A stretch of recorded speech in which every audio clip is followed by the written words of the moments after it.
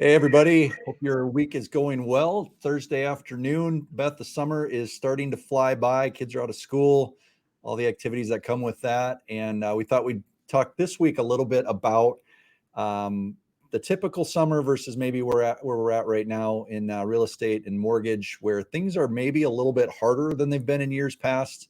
I know for on the mortgage side, typically you've got the busyness of summer, but then you've got the busyness of a full pipeline, and maybe you don't have to spend so much time on prospecting or bringing in the business because it's just naturally that time of year where it just happens.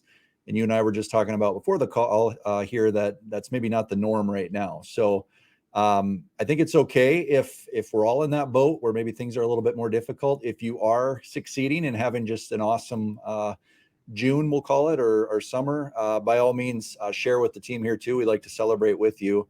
But Beth, we're going to talk today about just some things you can do in the summer months to help build a successful September, October, November. Because let's face it, what we've got in the pipeline right now is probably closing either now or in July or even August, and we're actually building towards the fall with the things that we do. So, Beth, did I sum that up well? Any thoughts on that? I guess to get us kicked off today.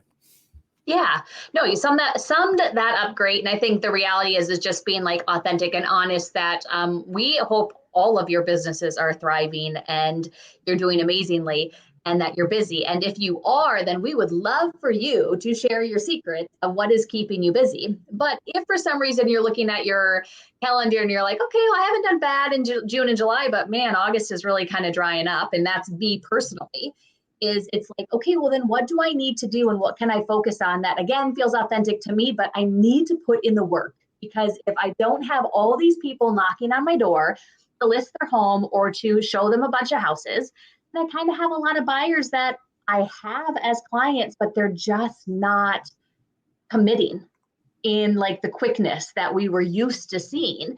So it's like I got some hours in each day easily that I can kind of pick out and really work my database and grow that because what I'm doing now and all of that work isn't necessarily like showing the fruits of its labor immediately, but then hopefully that feeds my October, November, December, which usually is like the slower time. So I'm always thinking about in my business, like what can I be doing to stay in contact with past clients and friends and Facebook friends, all of those sorts of things. And so that's why I kind of thought we'd talk about it today, share my ideas, but then also get everybody else's. So one of the things I did today is I have like a whole bookshelf of just like materials at my disposal. So when somebody goes under contract, I know I grab specific gifts, put them together and give them to them. And today I created like a little basket full of random tips or like pop by ideas so that when I call my alphabet of the week and I come across Jane Smith and I think, gosh, okay, I did a transaction with her, but I didn't form like this mega connection like I maybe have wanted to. I need to reach out to her again, but how do I do it and make it feel comfortable? I have now this bin of kind of like pop by ideas of things I can grab, which doesn't take a lot of energy or thought, but I can put them together and it's a way to touch and reconnect with her and let her know that I'm still around.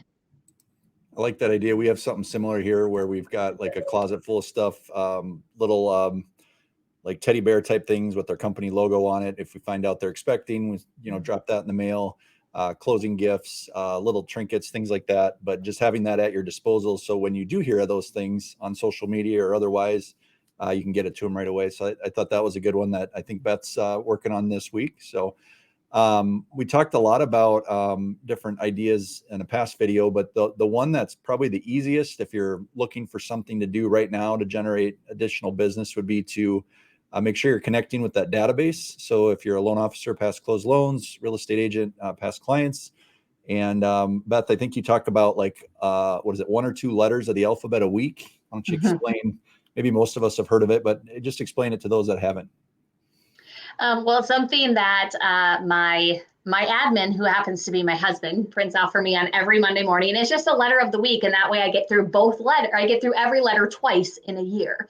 Mm-hmm. And it's a way to go, hey, I'm still sending them invites to pirate parties and they're getting my newsletter every single month. But this is an extra touch that then I'm taking extra time to hopefully call them. But let's just be real. As an introvert, it's like, oh, I could sit there for a half an hour and like not pick up the phone. So it's like, okay, well, then at least I can send them a handwritten note or give them one of those pop by ideas. Sometimes it's like looking on Facebook and going, I haven't talked to this person in a long time. Let me go check Facebook and see what they've been up to. So at least I can go, oh my gosh, I can't believe your son already graduated. Feels like just yesterday you bought that house and he was in middle school and now all of a sudden he's going off to college. Congratulations. I'd love to hear where he went. Like, does that show that I kind of dropped the ball and haven't talked to them since he was in middle school? Yeah. But it's also a way to say like, hey, I still see you and hopefully you see me too. Definitely. And I think two things that pop into mind there. We always judge ourselves by our intentions and others by what they actually do. So we think we're going to get to it, but then we never do. So doing that letter a week, I love that. And especially if your admin is printing that list off for you, you almost have to do it, right? And then also just making sure that we take that imperfect action, even if it's not a phone call, which maybe you would love to have happen, but I'd be honest, I probably wouldn't do it either. But if I go on other social media and I find a reason to send them something, that is way better than doing nothing at all. And there'll be those additional touches throughout the year. So love the idea of scrolling through social media and then sending them a handwritten card, because nobody is getting handwritten cards anymore. So I think that probably really sets you apart, Beth, if you're doing that. Well, you know what I noticed too, like personally, so it was just my anniversary and my birthday, June 7th and June 8th. And many, many, many people commented on my Facebook, which was wonderful. But to be honest, they got lost. Mm-hmm. And it was almost 7 days later, I noticed, oh, this person commented happy birthday. But it was like the text messages that came through, I remembered much more. And then like the handwritten notes. And so it just kind of proved to me, if all of those messages got lost on my Facebook and Instagram feed, then commenting is okay, but I should be taking the extra step to send them a text message, give them a phone call, send them a birthday card, all of those things.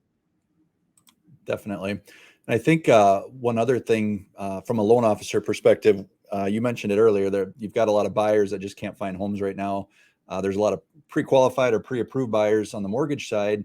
And it's so easy to just assume, well, they'll call me, when they find a house, or they said they're not looking for 6 months. I'll wait 5 or 6 months till I reach out to them again.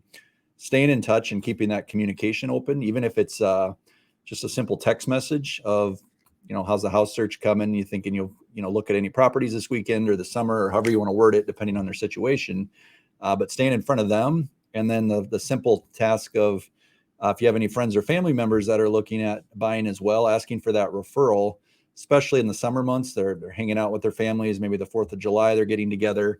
Just another thing to keep you top of mind as we go into the summer months here. So I would say staying in front of the pre-quals, mortgage people, if you're not doing that, probably a huge opportunity there to not only keep them from shopping against you, but just to get additional referrals from their friends and family.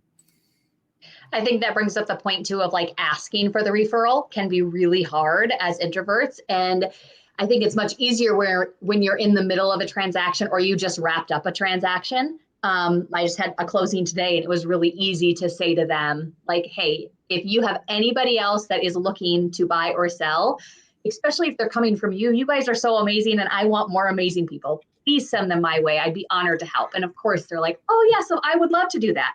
It's almost other people that you're reminding them again. And so one of the tips that I gave my teammate and that I do, because I got it from a coach who said, sometimes it's like calling somebody, having a conversation and then saying, hey, don't keep me a secret. And like give me, like, that's a different way. It's almost like a backdoor way of asking for a referral, but letting them know like, hey, you might see on Instagram that I'm super busy, but I'm not too busy for your referrals, and don't keep me a secret. And that's a gentler way for me as an introvert to like give them permission to send me somebody. Mm-hmm. I think the big takeaways then from today, Beth, would be connecting with the database. So if you're sitting there, your mortgage, your loan officer, or you're a real estate agent, realtor, and you're wondering where's my August or September going to come from, start with your database. Who do you know? If you're not doing the letter a week, excellent way to start with the Andersons of the world and work your way through that list. And then if you've got anyone in the process, reach out to them. We always talk about Thursdays, checking in with our pre-quals. You could do any day of the week, but checking in. And then on both of those, whether they're database or clients or pre-qualifications, just asking for referrals in your own way. So even if you think, oh, I really botched that, or, it's way too vague, that is still way better than doing nothing at all. So even if it's an email or a text, like you said, if you're reaching out, you'd rather call them, but an email or a text or a handwritten note is still way better than doing nothing at all. And don't assume that they're going to remember you, because they probably won't. So any other, I guess, tips here for today, Beth? I guess I would just say, if you guys have ways that you ask for referrals, share that with us, because we're all overthinking it probably when we're asking those questions. So give us encouragement of like what you do or how you psych yourself out to like pick up the phone or ask for a referral.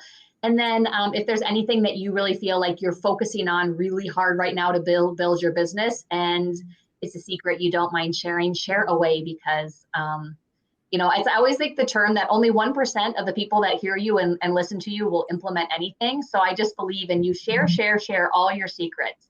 And there's still going to be room for plenty of success for everybody.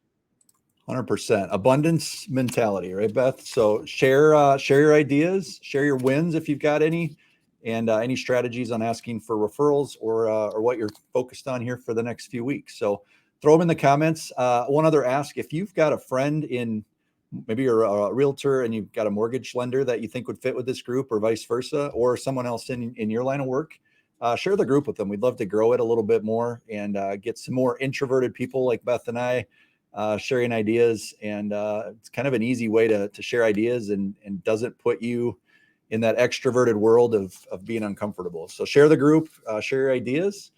Have a great weekend, everybody. And we'll talk to you again next week.